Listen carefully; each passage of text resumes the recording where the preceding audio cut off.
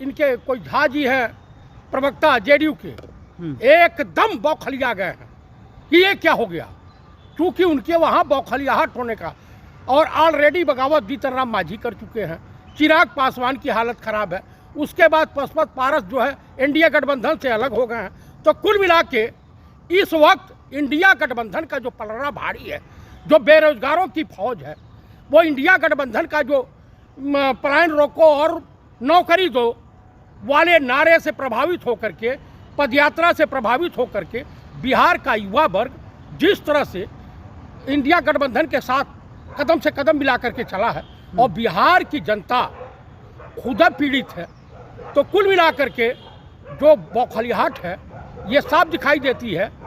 अभी वक्फ बोर्ड के मुद्दे पर जेडीयू भी सुप्रीम कोर्ट चली गई है, क्योंकि एकदम 17% वहाँ मुस्लिम है, यादवों की संख्या ज़्यादा है और दलित भी काफ़ी संख्या में है।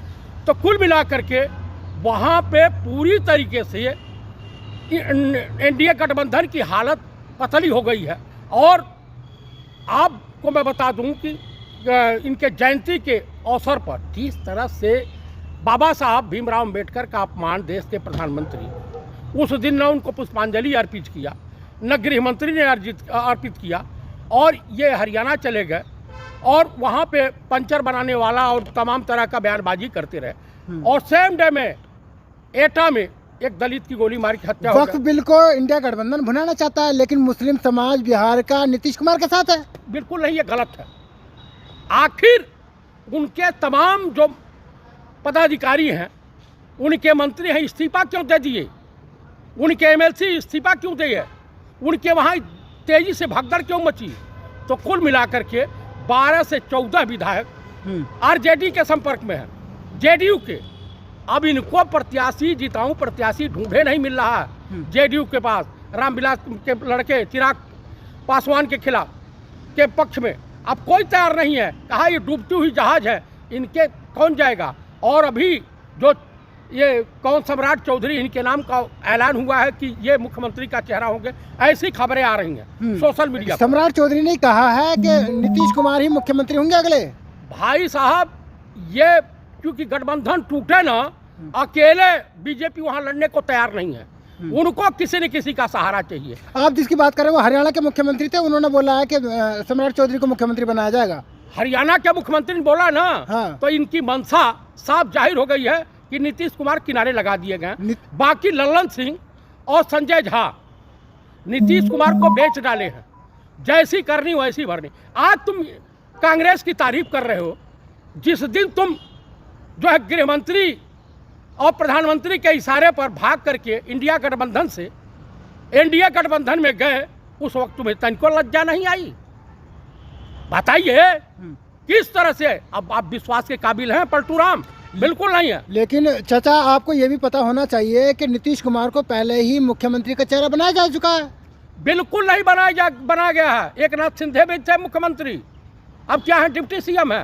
ये तो डिप्टी सीएम लायक नहीं रह जाएंगे भाई, क्योंकि इनके कुर्मी बिरादरी का वोट चाहिए। लेकिन कांग्रेस का गठबंधन कैसे चलेगा नीतीश कुमार से? नहीं, कांग्रेस इनको अपने वहाँ अपने खेमे में लेने को कतई तैयार नहीं है नीतीश कुमार को। तेजस्वी यादव के साथ कैसे रहेगा गठबंधन? बढ़िया रहेगा। तेजस्वी यादव भी बाधित नहीं है। ये लोग लाख आरोप प्रत्यारोप लगाते रहे, लेकिन मुख्यमंत्री तो बनाने की कोशिश की जा रही है तेजस्वी को। भाई, जिसकी जितनी हिस्सेदारी उसकी, जिसकी जितनी संख्या भारी उसकी उतनी हिस्सेदारी। भाई, हम भी चुनाव लड़ रहे हैं। हाँ। हमारी संख्या होगी तो हमारा मुख्यमंत्री होगा, उनकी संख्या ज़्यादा होगी तो उनका मुख्यमंत्री होगा। इंडिया गठबंधन का 17 तारीख को जो इंडिया गठबंधन की पटना में मीटिंग होने जा रही है, उसमें आ जाएगा खुल करके। तो कुल मिला करके जो वहाँ का चुनावी गणित है, मैंने कई जगह सर्वे का देखा है कि इंडिया गठबंधन बड़ी तेजी से, जहाँ 5 सीटें हैं वहाँ एनडीए को 1 सीट, 4 सीट इंडिया गठबंधन को। जहां 12 सीट है, 1 सीट एनडीए को, 11 सीट इंडिया गठबंधन को। तो कुल मिलाकर के जो सर्वे, जो तमाम पत्रकारों के विचार आ रहे हैं, तमाम जो है जमीनी हकीकत छन करके आ रही है, तमाम बिहार के ब्यूरोक्रेटों से हमारी बात हुई। लेकिन बिहार के सुपरस्टार तो नीतीश कुमार ही है ना? बिल्कुल नहीं, अब वो दीपक बूझने को तैयार है नीतीश कुमार का। हाँ, अब वो खत्म है। मुख्यमंत्री बनेंगे फिर? बिल्कुल नहीं बनेंगे। नीतीश कुमार मुख्यमंत्री नहीं बनने जा रहे हैं। उनके साथ वो धोखाधड़ी होगी जैसे एकनाथ शिंदे के साथ हुई है। बिहार की जनता सब समझ रही है बीजेपी की चाल ढाल को। तो कुल मिलाकर के मैं यही कहूँगा कि बिहार वासियों को सावधान हो जाना चाहिए, क्योंकि इंडिया गठबंधन की सरकार थी तो नौकरी लोगों को मिली। अगर एनडीए की सरकार रहेगी तो नौकरी वहाँ के लोगों को नहीं मिलेगी। अभी जेपी एक पुल था, ब्रिज, आनंद फानंद में उद्घाटन किए थे एक आध महीना पहले, उस पुल में दरार आ गई।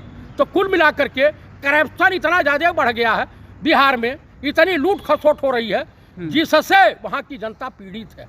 आप बताइए, होली के त्यौहार के मौके पर 3-3 4-4 पुलिस इंस्पेक्टर मार दिए गए हैं।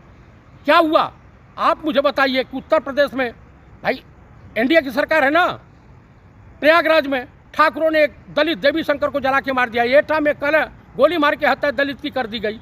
आप बताइए, इन्हीं के लोग एक लड़की के साथ 8-8 लोग मिलकर के गैंगरेप कर रहे हैं, तो वो बीजेपी का कार्यकर्ता है अखिलेश प्रताप सिंह। और वो तो आप बताइए, जहाँ एनडीए की सरकारें हैं वहाँ तो बलात्कार की, हत्याओं की, दलितों के ऊपर अत्याचार की, माइनॉरिटी के ऊपर अत्याचार की। किसी पेपर को मैं पढ़ रहा था, कटिंग किसी ने भेजा था, अखबार की कटिंग, कि लगभग योगी जी की सरकार में 300 ब्राह्मणों की हत्या हो चुकी है।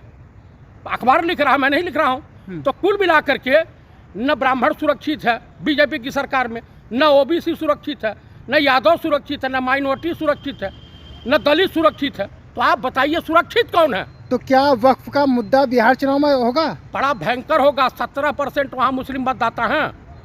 मैंने माइनॉरिटी को अगर देखा जाए तो वहाँ पे माइनॉरिटी में सिख भी आता है, जैनी भी आता है, बौद्धिस्ट भी आते हैं। तो कुल मिला के इनकी संख्या 22 से 25% है। तो आपको मैं बता दूं कि बिहार एनडीए के हाथ से निकल गया। क्या बात कर रहे हैं? मैं आपको जो बता रहा हूँ फैक्ट बता रहा हूँ। इसीलिए जो बीजेपी जो जेडीयू का प्रवक्ता है कांग्रेस की तारीफों का पुल बांध रहा था, उससे साफ झलक रहा। तो नीतीश कुमार को यहाँ से नजरअंदाज कर देंगे आप? अरे भाई, नीतीश कुमार क्या हैं? आप बताइए, इस देश में स्वर्गीय श्रीमती इंदिरा गांधी चुनाव हारी थी नहीं 77 में, लेकिन नीतीश कुमार नहीं हारते। नीतीश कुमार खुद हार जाएंगे, आपको पता चल जाएगा। मुस्लिम सभी साथ है उनके। आपको बता रहा हूँ कि इस बार मुस्लिम उनसे घसका, इनका पूरा बेड़ा साफ है। 3% कुर्मी को लेकर के नेता बन जाएंगे। कुर्मी भी अब इनके साथ नहीं, कुर्मी पढ़ा लिखा बिरादरी होती है, सोच समझने की क्षमता होती है। तो कुल मिला के मैं यही कहूँगा कि नीतीश कुमार बिहार के लिए विकास पुरुष नहीं विनाश पुरुष साबित